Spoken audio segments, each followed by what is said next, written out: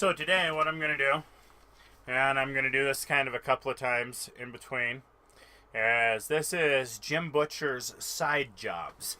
Essentially what there are is in this book, there are 1, 2, 3, 4, 5, 6, 7, 8, 9, 10, 11. There are 11 books in here.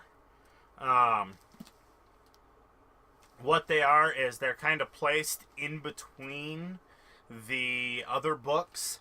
Like this first one that I'm going to read is called A Restoration of Faith. And this kind of takes place just before Stormfront, which is the first book of the series. So, what I'm going to do is I'm going to go kind of read you the little excerpt that Jim Butcher gives us before the story, and then I will go ahead and read you the story and get it moving forward from there.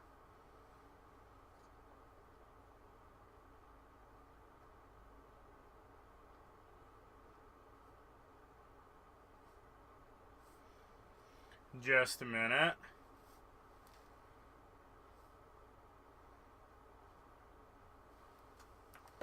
Okay.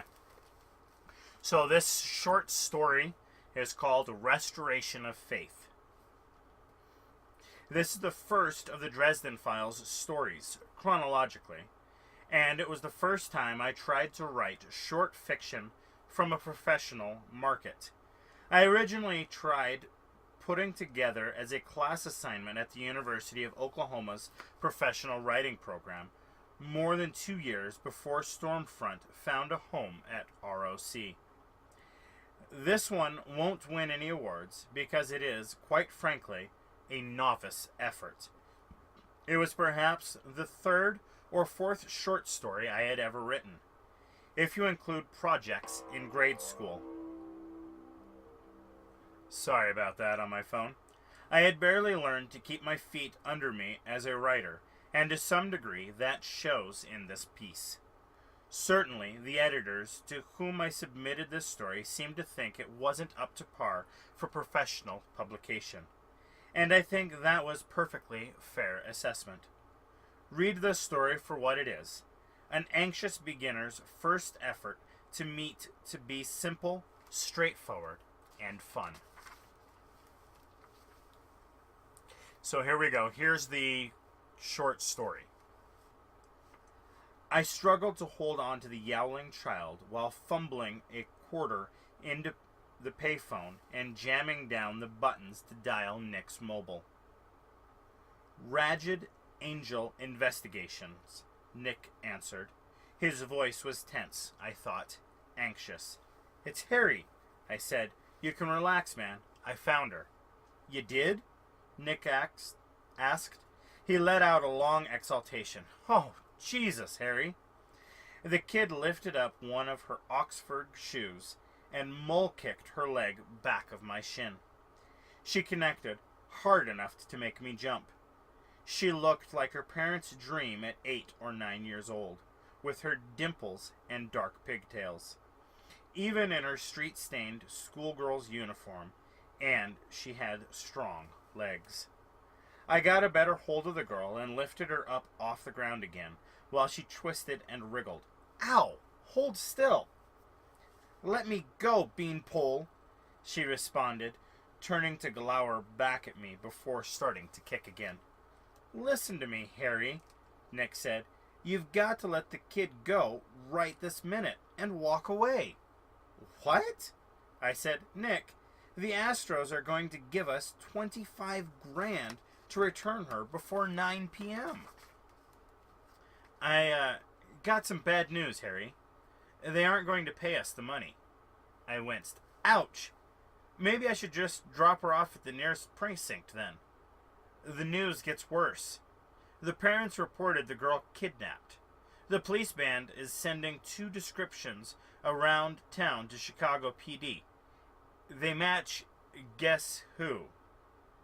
Mickey and Donald? Nick said. I heard him flick his bick and take a drag. We should be so lucky. I guess it's more embarrassing for Mr. and Mrs. High and Mighty to have their kid run away than it is to have her kidnapped. Hell, kidnapped girl gives them something to talk about their parties for months.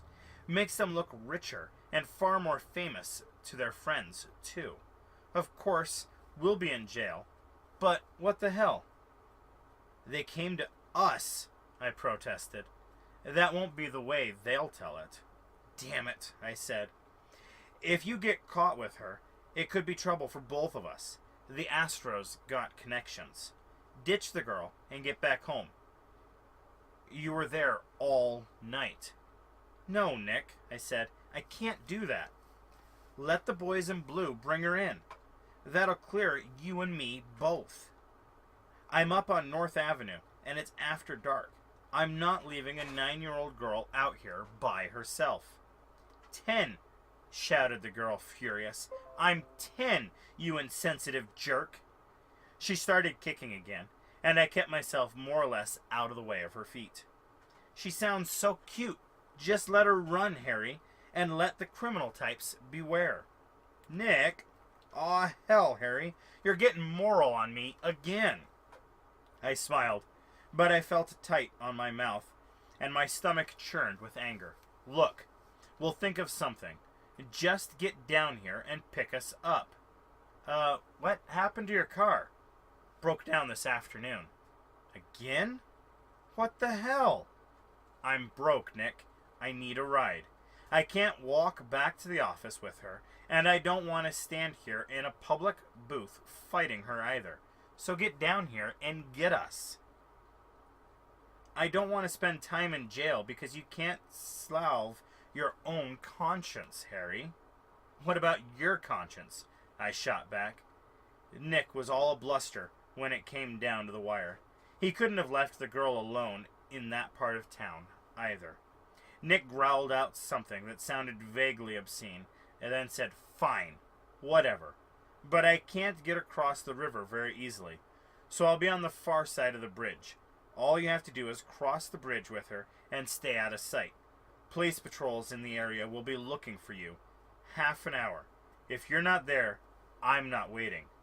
Bad neighborhood. Have faith, man. I'll be there. We hung up without saying goodbye. All right, kid, I said. Stop kicking me and let's talk. To hell with you, mister, she shouted. Let me go before I break your leg. I winced at the shrill note her voice hit and stepped away from the phone, half dragging, half carrying her with me while I looked around nervously. The last thing I needed was a bunch of good citizens running to the kid's aid. The streets were empty, the gathering dark rushing in quickly to fill the spaces left by the broken streetlights. There were lights in the windows, but no one came out in response to the girl's shouting. It was a sort of neighborhood where people looked the other way and let live. Ha, Chicago. You gotta love big, sprawling American cities. Ain't modern living grand? I could have been a real sicko rather than just looking like one, and no one would have done anything. It made me feel a little nauseated. Look, I know you're angry right now, but believe me, I'm doing what's best for you. She stopped kicking and glared at me. How should you know what's best for me? I'm older than you, wiser. Then why are you wearing that coat? I looked down at my big black duster, with its heavy mantle and long canvas folds flapping around my rather spare frame. What's wrong with it? It belongs on the set of El Dorado, she snapped. Who are you supposed to be, Ichabod Crane or the Marlboro Man? I snorted. I'm a wizard. She gave me a look of skepticism you can really only get from children who have recently gone through the sobering trauma of discovering there is no Santa Claus. Ironically, there is, but he can't operate on the sort of scale that used to make everyone believe in him. You gotta be kidding me, she said. I found you, didn't I?